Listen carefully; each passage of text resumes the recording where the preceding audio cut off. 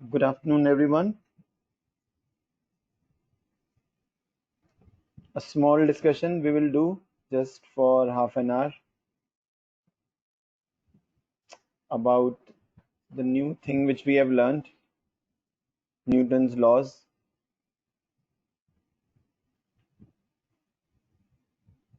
Just a small discussion. This subject can also be called as dynamics. If you have not made your notes earlier, if you have feel you have not studied perfectly earlier, this is the time to restart and you can still catch up. Fine. Okay. ज़्यादा discussion नहीं करेंगे बेटा, ज़्यादा discussion video में था, जिसको ज़्यादा देखना है वहाँ से देख सकता है। 2-3 पॉइंट्स हैं। A discussion about what is mass, what do we mean by mass of anything.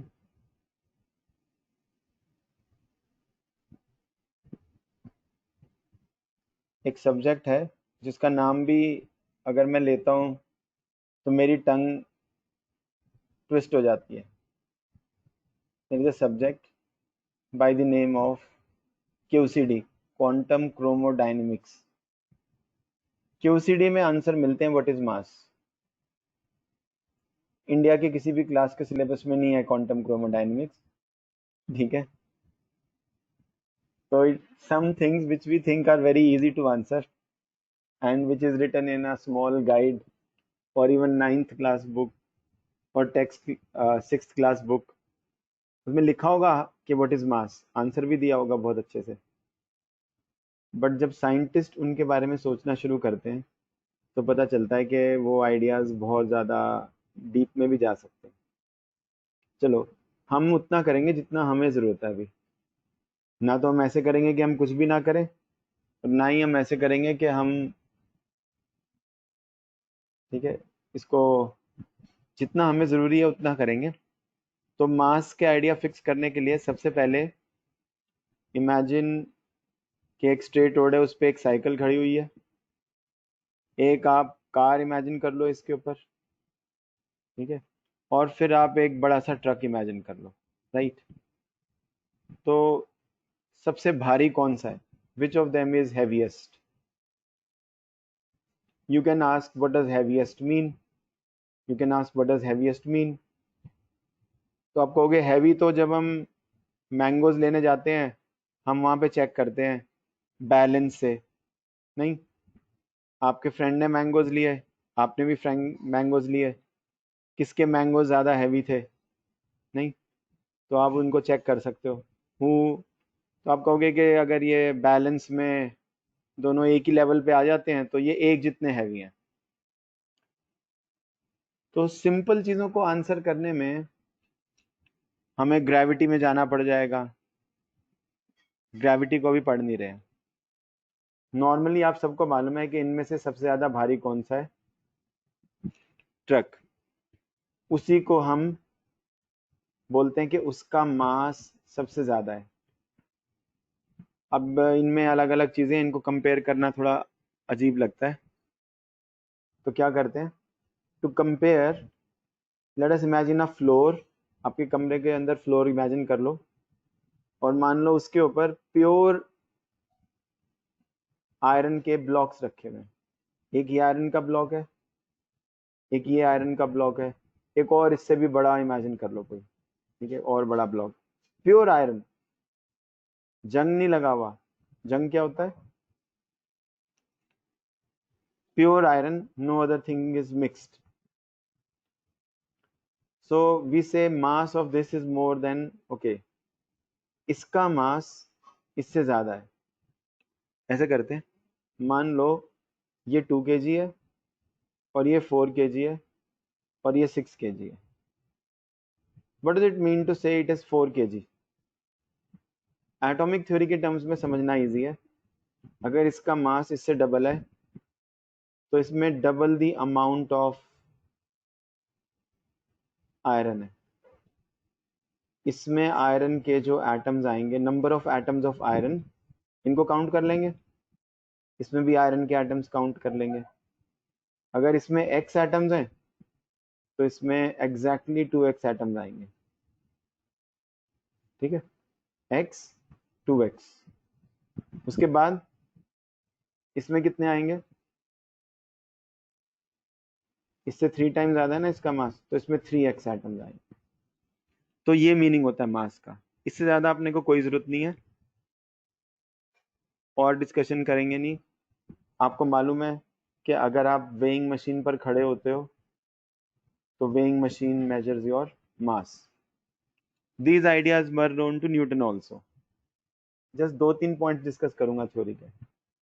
Second important idea is discovery of Galileo.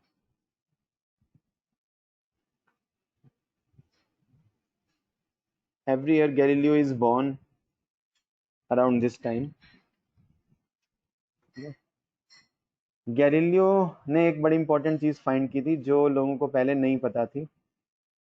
अगर मैं आपको वो चीज बिल्कुल सिंपल शब्दों में बताऊं तो गैलीलियो ने ये पता लगाया था, कोई भी ऑब्जेक्ट, आप एक बॉल इमेजिन कर लो, किसी भी ऑब्जेक्ट को चलाए रखने के लिए, to keep it moving, in order to keep anything moving in the same way, मतलब with same velocity, किसी भी चीज को सेम या कांस्टेंट वेलोसिटी से, मान लो ये 2 मीटर पर सेकंड की वेलोसिटी से चल रही है, यहाँ भी 2 से चल रही है, यहाँ भी 2 से चल रही है, यहाँ भी 2 से चल रही है, ये बॉल। अगर मान लो ये बॉल को हम इमेजिन करें कि ये एक ही कांस्टेंट वेलोसिटी से चल रही है, तो इसको इतनी कांस्टेंट वेलोसिटी से चलाए रखने के लिए आपको बाहर से कोई फोर्स लगाने की जरूरत नहीं है। मतलब किसी ऑब्जेक्ट को एक बार आप चला दोगे तो वो उसी वेलोसिटी से चलता रहेगा। ये नेचर का लॉ है। This is a law of nature that if you set an object into motion once, then it will forever keep on moving in the same way without you required. you आपकी जरूरत नहीं है। एक बार आपने उसको velocity प्रदान कर दी, you impart a velocity, the thing keeps on moving in the same way. अब आपको नॉर्मल लाइफ में तो ऐसा नहीं होता है ना, तो नॉर्मल लाइफ में आपको हटाया नहीं गया ना, आप हो। देखो आपने ये बॉल पहले रेस्ट पे थी, आपने इसको चला दिया, अब आप तो हट गए, लेकिन ये भी आपका ही पार्ट है, फ्लोर। ये इस बॉल को स्लो डाउन करती है, फ्लोर उसके ऊपर काम कर रही है, वो उसको स्लो डाउन कर देगी। अगर फ्लोर नहीं होगा, जैसे अर्थ को देखो आप, अर्थ कोई फ्लोर पे चल रही है क्या? मून कोई फ्लोर पे चल रहा है? जुपिटर कोई फ्लोर पे चल रहा है? सेलेस्टियल बॉडीज, स्पेस में जो बॉडीज हैं वो ऐसे ही घूम रही हैं, चल रही हैं, चलती जा रही हैं, रुक रही हैं कोई? गैलीलियो का लॉ दिख रहा है कि नहीं वहां पर? If you make a thing, वो किस फॉर्म में दिख रहा है फिर बताऊंगा आपको। ठीक है, so if you set an object into motion once and if it is not affected by any other thing, affected मतलब उसके ऊपर फोर्स लगाने को कुछ भी नहीं है। किसी भी ऑब्जेक्ट को आप एक बार मोशन में डाल दो, उसके ऊपर फोर्स लगाने को कुछ नहीं है, तो वो उसी वेलोसिटी से चलता रहेगा। ये गैलीलियो की डिस्कवरी थी। और कंप्लीट लॉ तो आपको पता ही है। कंप्लीट लॉ गैलीलियो का ये था कि अगर एक ऑब्जेक्ट रेस्ट के ऊपर है, अगर ये रेस्ट पे है तो ये रेस्ट पे है तो ये रेस्ट पे ही रहेगा, ये अपने आप से चलेगा नहीं जब तक बाहर से कोई फोर्स नहीं लगेगी। और अगर ये मूव कर रहा है और अब भी बाहर से कोई फोर्स नहीं लग रही, तो ये रुकेगा नहीं। इसी को गैलीलियोस लॉ बोलते हैं। An object at rest continues to be at rest if no force acts on it, and an object moving with a certain velocity keeps on moving at the same velocity if no external force acts on it. Galileo's law of inertia, which was used by Newton also. Newton एक कदम आगे चला गया Galileo से, right. Newton ने कहा कि अगर कोई भी ऑब्जेक्ट मूव कर रहा है तो ये तो ठीक है, ये तो गैलीलियो जी ने बता दिया कि अगर ये सेम वेलोसिटी से चल रहा है, उतनी वेलोसिटी से चलाए रखने के लिए हमें इसके ऊपर कोई फोर्स लगाने की जरूरत नहीं है, force is not required, it will move of its own. But Newton said that if its velocity is changing, if its velocity is changing, right, पहले कम थी, फिर ज़्यादा हो गई, फिर और ज़्यादा हो गई, फिर और ज़्यादा हो गई, if its velocity is changing, then force must act on it, then force must act on it. But how much force will act on it? If the velocity of the object changes with time, then force must be acting on it. तो Galileo और Newton ने मिलके ये एक game शुरू कर दी कि force is the way to change velocity. Force वो तरीका है जिससे हम वेलोसिटी को चेंज कर सकते हैं। अगर वेलोसिटी चेंज नहीं हो रही तो फोर्स जीरो होनी चाहिए, अगर वेलोसिटी चेंज हो रही है तो फोर्स लगनी जरूरी है। न्यूटन ने कहा कि मैं मेजर करने की कोशिश करते हैं फोर्स को, कि कितनी फोर्स लग रही है ऑब्जेक्ट पर, नहीं, how much force acts on the object, simple terms में। So if this is a ball and let's imagine, मान लेते, सिंपल केस ले लेते हैं कि ये सेम डायरेक्शन में चल रही है, लेकिन इसकी जो वेलोसिटी है वो चेंज हो रही है, थोड़ी देर के बाद 12 मीटर्स पर सेकेंड हो जाएगी। डायरेक्शन सेम ले लेते हैं अभी, ये वेलोसिटी वेक्टर है, these are the velocities. So when velocity changes, it means the object is doing accelerated motion, and we can measure the acceleration of the object also। नहीं, हम एक्सेलेरेशन भी major कर सकते हैं, इस बॉल की acceleration को मेजर किया जा सकता है। क्या इसकी वेलोसिटी इस टाइम पर, क्या इसकी वेलोसिटी इस टाइम पर, इस टाइम पर, इस टाइम पर सेम है? नहीं, ये t1 टाइम है, ये t2 टाइम है, ये t3 टाइम है। t2 टाइम की इंस्टेंटेनियस वेलोसिटी है 4 metres per second, t3 time की वेलोसिटी है 12। तो ये तो हमें मालूम भी नहीं है बेटा अभी कि t2 टाइम के ऊपर इसमें जो एक्सेलेरेशन है वो कितनी है, वो तो हमें मालूम भी नहीं है, have not given, but it has acceleration, zero नहीं है।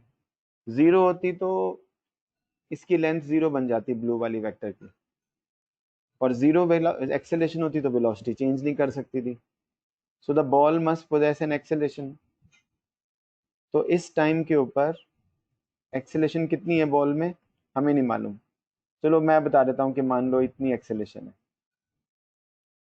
So Newton proposed this idea, from where he proposed, where he cheated, where he thought, whether God came in his dreams, whatever he was done, that no one knows. But he said that अगर ball के अंदर इतनी acceleration है और ball का मास है m, तो इसका मतलब बॉल के ऊपर जो फोर्स लग रही होगी वो इतनी आएगी।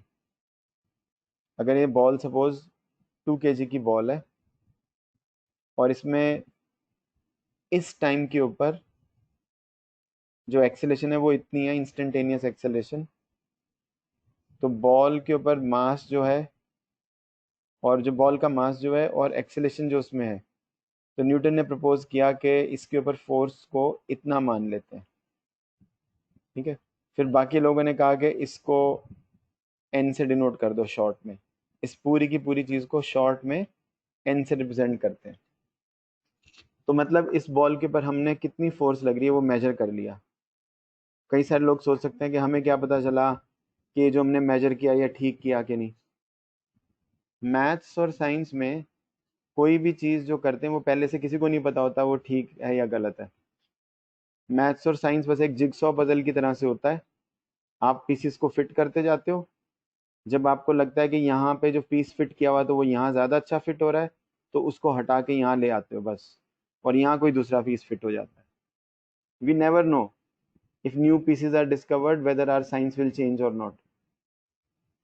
Many people use this Newton's science for 300 years. Then a better science was discovered which we call as quantum mechanics. But Newton's mechanics is still important. Newton mechanics is important for building bridges and buildings, and quantum mechanics is important for many things. जैसे किसी के खून में corona virus है कि नहीं, वो पता लगाने की जो मशीन्स हैं, जो वे मेथड्स हैं, उसमें भी क्वांटम मैकेनिक्स यूजफुल होगी. स्मॉल थिंग्स के लिए क्वांटम मैकेनिक्स यूजफुल है. अंडरस्टूड?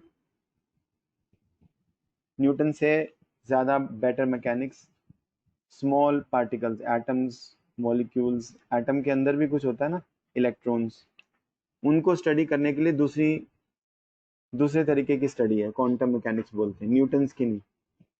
न्यूटन ने तो ये वाली क्वेश्चन दी थी, this is the basis of, कौन सी टार है वो दुबई में, भूल गया मैं उसका नाम, वटएवर, बुर्ज खलीफा, वो इसके बेसिस पे बनी है. उसमें जो क्रेन लगी होगी उसने इस इक्वेशन को फॉलो किया होगा. उसमें जो सामान ऊपर चढ़ा उसमें ये वाली इक्वेशन फॉलो हुई है, क्वांटम मैकेनिक्स नहीं. क्वांटम मैकेनिक्स को यूज करते तो वो कभी बनती ही नहीं, कैलकुलेशन में ये रह जाते साइंटिस्ट धरे धराए कि ये एटम कहाँ जाएगा, वो एटम कहाँ जाएगा, उस ईंट का एटम कौन सा होगा, उसका वेव फंक्शन कैसे निकलेगा, प्रोबेबिलिटी क्या आएगी, जिन लोगों ने केमिस्ट्री में पढ़ दिया. चलो, तो ये बेटा, ये वाली जो इक्वेशन है, this equation is known as Pythagoras equation, Einstein's mass energy formula. This equation is known as Newton's second law. क्या है इस पर्पस का, इस इक्वेशन का पर्पस क्या है? इस इक्वेशन का पर्पस है कि अगर आपको एक ऑब्जेक्ट की एक्सेलेरेशन पता है कितनी है, तो उस पर फोर्स इम्प्रेस्ड मतलब कितनी फोर्स उस पर लग रही है, एक्ट कर रही है बाहर से. कोई बॉडी खुद पे फोर्स नहीं लगा सकती, मैं खुद पे फोर्स नहीं लगा सकता. आप कहोगे मैं अपना एक हाथ से दूसरे हाथ को खींच सकता हूँ, पर वो फिजिक्स वाली फोर्स नहीं है वो. ठीक है, ठीक है. तो F is equal to M में, इसमें ये F एक्सटर्नल फोर्स होती है, external force acting on the body. F is equal to M A. एक और बहुत इंटरेस्टिंग बात है इस इक्वेशन से संबंधित, यदि t2 टाइम के ऊपर ये एक्सेलेरेशन है, तो ये एक्सेलेरेशन बॉडी में क्यों आई? Because of force acting. तो फोर्स क्या, अब ये t2 टाइम पे एक्सेलेरेशन आई नहीं, तो क्या फोर्स थोड़ी देर पहले लगी होगी कि नहीं? आपने मुझे व्हाट्सएप पे मैसेज भेजा, थोड़ा टाइम तो लगता है उसको आने में. आपने अर्थ से लाइट भेजी मून की तरफ, लेजर लाइट भेजते हैं ऐसे, मून का डिस्टेंस ऐसे ही निकालते हैं एक्लिप्स में, बिना एक्लिप्स के. अर्थ से मून की तरफ लेजर लाइट भेजते हैं और वो टकरा के मून से वापस आ जाती है. मून के ऊपर रिफ्लेक्टर पहले से लगा के आए हुए हैं साइंटिस्ट, हमारे गांव से गए थे कुछ लोग मून पर, वो सेटअप करके आए थे रिफ्लेक्टिंग प्रिज्म्स मून के ऊपर. चेक कर लेना आप कहाँ रख के आए थे वो. या सन की लाइट अर्थ के ऊपर 8 मिनट लेती है नहीं, एवरीथिंग टेक्स टाइम. ये थोड़ा हार्ड आइडिया है, एनसीईआरटी में दिया हुआ है. अगर t2 टाइम के ऊपर एक्सेलेरेशन इतनी है, तो ये फोर्स भी उसी टाइम की फोर्स होती है. मतलब जिस समय एक्सेलेरेशन है उसी time force at t2 time is equal to mass into acceleration also at t2 time. मतलब फोर्स का इफेक्ट आने में टाइम नहीं लगता. ये कैलकुलस का आइडिया बेसिकली. ऐसा नहीं कि अभी फोर्स लगाई उसकी एक्सेलेरेशन थोड़ी देर बाद प्रोड्यूस होगी बॉडी में, ऐसा नहीं है, इंस्टेंटेनियसली.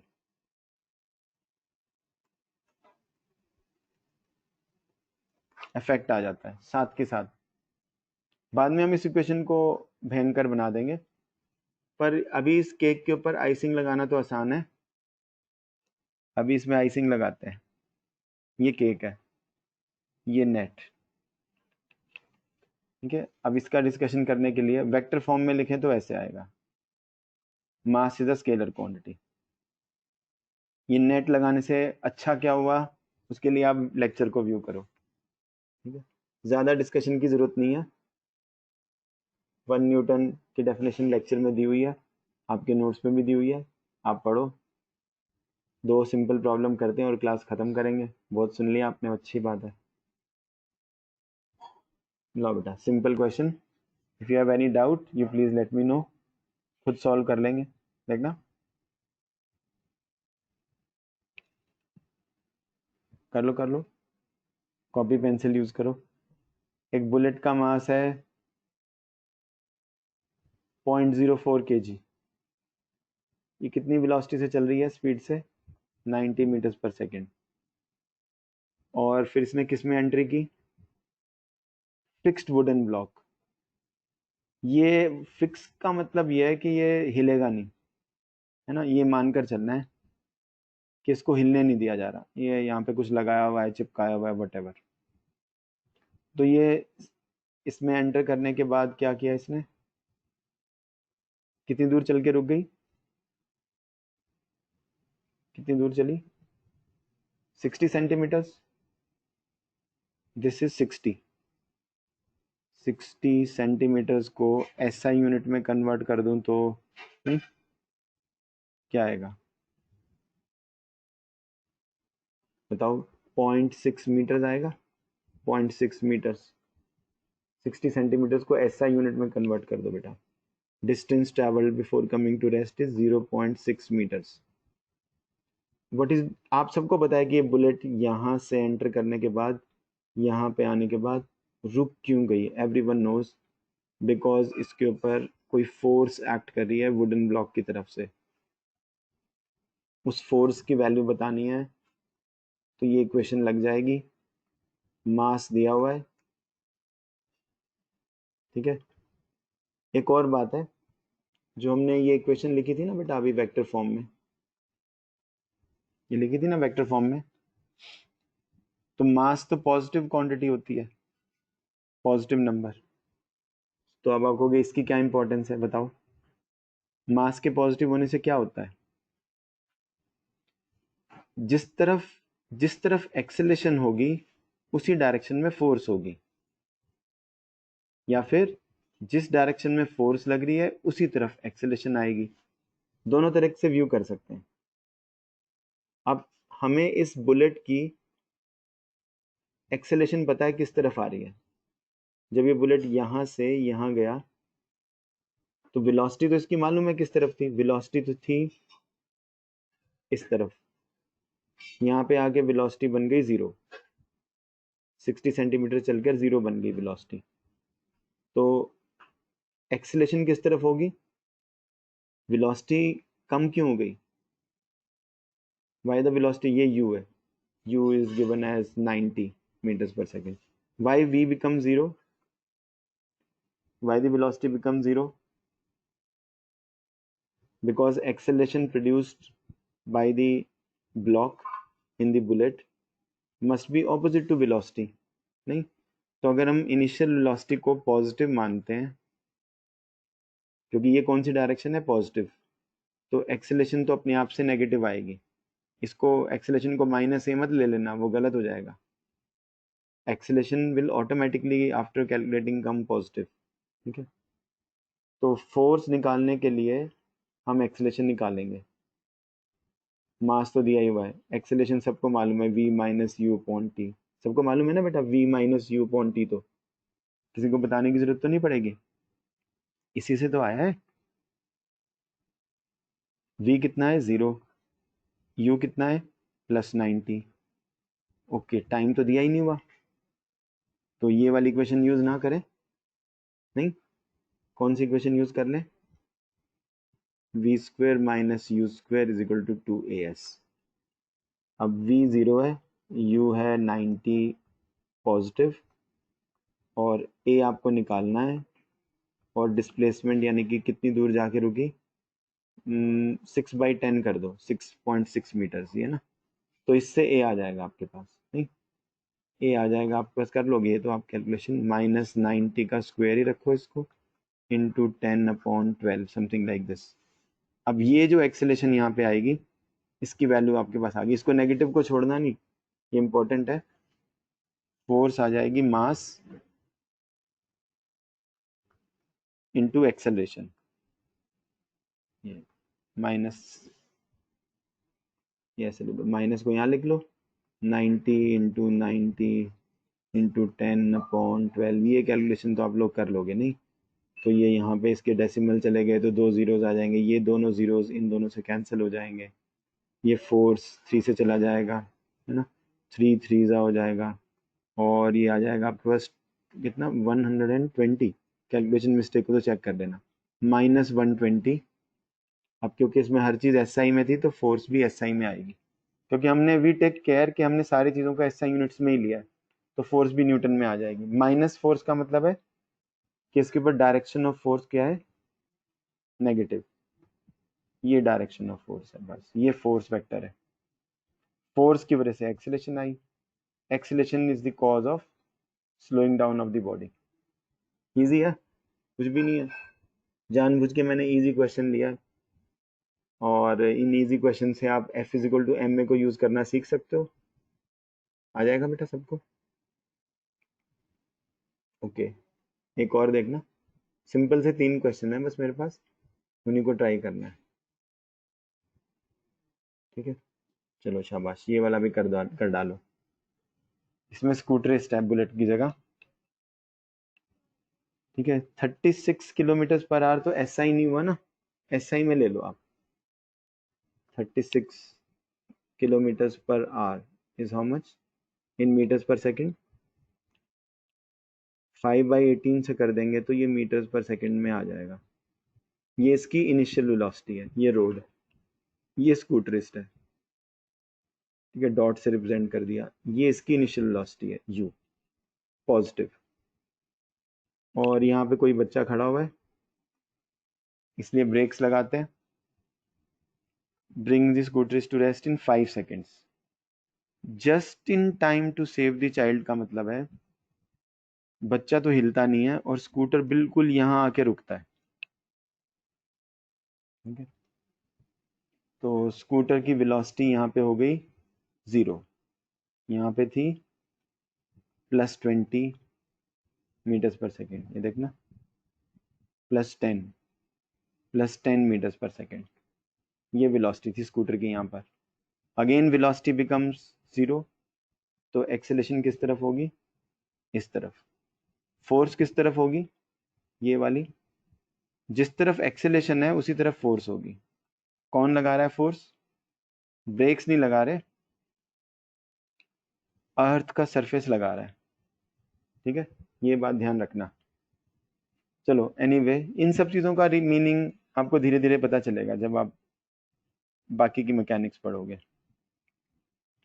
इन 5 सेकेंड्स ये रुक जाता है, तो अब हम ये वाली इक्वेशन यूज कर सकते हैं। वेलोसिटी 0, पहले थी 10, एक्सेलेरेशन हम निकालेंगे, टाइम दिया है 5 सेकेंड, तो इससे एक्सेलेरेशन आ जाएगी -2 मीटर्स पर सेकेंड स्क्वायर। अब फोर्स निकालनी है आपको, तो मास इंटू एक्सेलेरेशन, बस सिंपल सा क्वेश्चन है, नहीं। मास कितना है, 300 kg, acceleration -2, -600 Newton is the force which acts on the scooter. इस इक्वेशन से देखो कितनी सारी चीजें पता चलती हैं, कितनी सारी चीजें, अभी तो कुछ ही बता रहा हूं मैं आपको। एक, एक्सेलेरेशन पता है तो फोर्स निकाल सकते हैं। 2, फोर्स पता है तो एक्सेलेरेशन निकल जाएगी। 3, जिस टाइम पे एक्सेलेरेशन दी हुई है उसी टाइम की फोर्स आएगी, या फिर जिस समय फोर्स लगाई उसी टाइम पे एक्सेलेरेशन आ जाएगी, टाइम नहीं लगेगा। Direction of force and mass, और direction of force and acceleration is same, ये भी इसी से पता चल रहा है। बहुत सारी चीजें एक साथ पता चलती हैं। So this equation tells you a lot of things. It is a living equation. It also helps us to build the tallest building in the world. 700 after Newton died, we are still studying his equations. What fools we are, है ना? And we are hardly nationalist. We should throw out foreign things. Why we are studying this? I don't know. Nationalist होने का अर्थ है कि भाई हम India की चीजें यूज करें, देखना बेटा. My point is that is a wrong way of thinking. Correct way of thinking is we must use sustainable things which are good for humanity wherever their origin. Human life is connected. Our ancient wisdom is okay. World is a family. वो सही है. देखना बेटा, a particle of mass 0.3 kg is subjected to a force of, अब ये क्या दिया हुआ है, ये फोर्स लग रही है. इसमें आपको दिया हुआ है कि k की वैल्यू 15 है. अब बेसिकली अगर आप इसको देखते हो तो इसको देख के आपके माइंड में वो सारी चीजें चल सकती हैं जो मैंने पहले बताई थी. पहली बात, f is a variable, x is a variable. Second thing, f is a function of x. Third thing कि f और x में जो ग्राफ आएगा वो कैसा आएगा. ये तो सिर्फ मैथमेटिकल टर्म्स में है. अगर हम असली दुनिया के हिसाब से सोचें फिजिकली कि ये एक्चुअली है क्या, तो मतलब ये है कि आपके पास एक पार्टिकल है. पार्टिकल बनाया जाए बेटा एक बार. पार्टिकल आपके पास है ऐसे. पहले तो एक्सिस बना देते हैं, एक्स एक्सिस, क्योंकि इसमें एक्स कोऑर्डिनेट यूज हुआ है. और एक्स एक्सिस के ऊपर कहीं पे कोई ओरिजिन भी होगा. मान लो ये ओरिजिन है जहां पे एक्स की वैल्यू 0 है. एफ की वैल्यू कितनी आएगी, एक्स जब 0 है तो एफ की वैल्यू भी 0 आ जाएगी. जो मूव कर रही है वो चीज ये है. The thing which is moving is this is the particle, mass 3 kg. अब ये फोर्स इसके ऊपर लगनी शुरू हो जाती है. तो ये वाला पार्टिकल कितनी दूर है अभी ओरिजिन से, अपने को पता नहीं है. मान लो 2 मीटर दूर है. तो फोर्स कितनी लग रही होगी यहाँ पर, के 15 है, ये एसआई यूनिट्स दी हुई हैं, और एक्स 2 है. नहीं, ये न्यूटन बाई मीटर है और ये मीटर है. तो मीटर मीटर से कैंसिल होकर क्या बचेगा, सिर्फ न्यूटन. ये फोर्स, और ये माइनस को नहीं भूलना, ये फोर्स. तो इस पार्टिकल की जब मैं पार्टिकल को यहाँ ड्रॉ किया, मैंने आपको इसकी वेलोसिटी नहीं बताई किस तरफ है, इस तरफ है या इस तरफ है. मैंने आपको सिर्फ फोर्स बताई, ये -30 आ गई. जब ये पार्टिकल मान लो इधर आ जाता है या इधर चला जाएगा तो फोर्स इस फॉर्मूले के अकॉर्डिंग चेंज कर जाएगी. लेकिन फोर्स की डायरेक्शन क्या आएगी, फोर्स की डायरेक्शन नेगेटिव. ठीक है. अच्छा एक बात बताओ आप, अगर ये फोर्स लग ही रही है, अगर ये फोर्स लग ही रही है, हम ये नहीं पूछते कैसे लग रही है. फिजिक्स में हम सिर्फ मैथमेटिकली बताते हैं कि ये फोर्स लग रही है. कैसे लग रही है वो नहीं बताएंगे अभी. मान लो पार्टिकल इधर है, x is equal to -1 metre position coordinate पे, तब फोर्स कितनी आएगी, तब फोर्स आएगी +15. मतलब फोर्स की डायरेक्शन ये वाली आ रही है. तो ये कांस्टेंट फोर्स नहीं है. मतलब जब x चेंज होगा, ठीक है, x का चेंज फोर्स पे डिपेंड नहीं करता है, x का चेंज वेलोसिटी पे डिपेंड करता है. फर्स्ट मैंने ये बताया हुआ आपको. तो जब मतलब ये थोड़ा सा हमने देख लिया कि F is equal to -kx का मीनिंग क्या है. ये एक फोर्स का फॉर्मूला है. कौन ये फोर्स लगा रहा है इस पार्टिकल पर, किस तरीके से लग रही है, वो अभी हम कुछ नहीं बात कर रहे. बस हमने ये देखा कि x को इतना करेंगे तो फोर्स इतनी आएगी और इस डायरेक्शन में आएगी. अब पूछा क्या, देखो, इनिशियल एक्सेलेरेशन. अगर पार्टिकल 20 सेंटीमीटर है ओरिजिन से, मान लो 20 सेंटीमीटर पॉजिटिव साइड पर है, तो आप कहोगे 20 सेंटीमीटर नेगेटिव साइड पे भी हो सकता है. बिल्कुल. तो दोनों केस लेने पड़ जाएंगे. पहले हम ये ले लेते हैं. इसको 100 से डिवाइड करना, 0.2 मीटर्स आ जाएगा। अब फोर्स किस तरफ लग रही है इसके ऊपर, 20 मीटर दूर जो फोर्स है इस तरफ, वो यहाँ लग रही है। पिंक वाली वेक्टर फोर्स वेक्टर है। तो एक्सेलेरेशन कितनी आएगी? हाँ जी, फोर्स डिवाइड बाई मास। अब फोर्स दी हुई है आपको 0.2, के को 15 और एक्स को 0.2 लेंगे तो कितना आएगा बेटा? 2 into 15 is 30, 30 divide by 10, 3। Force तो आ गई 3 न्यूटन्स नेगेटिव साइड में, और मास है 0.3 kg। तो एक्सेलेरेशन, अब ये फोर्स भी एसआई यूनिट में, मास भी एसआई यूनिट्स में दिख रहा है। तो एक्सेलेरेशन आपके पास आ जाएगी -10 मीटर्स पर सेकेंड स्क्वायर। और अगर ये 20 सेंटीमीटर दूर ओरिजिन से दूसरी साइड पर है, यहाँ पर है, तो एक्सेलेरेशन आ जाएगी +10 मीटर्स पर सेकेंड स्क्वायर, क्योंकि आपकी फोर्स की डायरेक्शन तब चेंज हो जाएगी। इनिशियल क्यों दिया है इसमें? इनिशियल का मतलब है कि जिस समय हमने इसको रिलीज, का मतलब है यहाँ पे वेलोसिटी 0 है, तो ये पार्टिकल मूव ही इस तरफ करेगा। ठीक है, जैसे टॉप मोस्ट पॉइंट पर एक्सेलेरेशन 0 हो जाती है बॉडी की, जब बॉडी को ऊपर फेंकते हैं, जब बॉल को ऊपर फेंकते हैं तो हाईएस्ट पॉइंट पे वेलोसिटी 0, एक्सेलेरेशन नीचे की तरफ, वही हो रहा है, ये एक्सेलेरेशन है। मेरा तो आज का काम खत्म हो गया। किसी को कुछ पूछना है तो पूछ सकते हैं।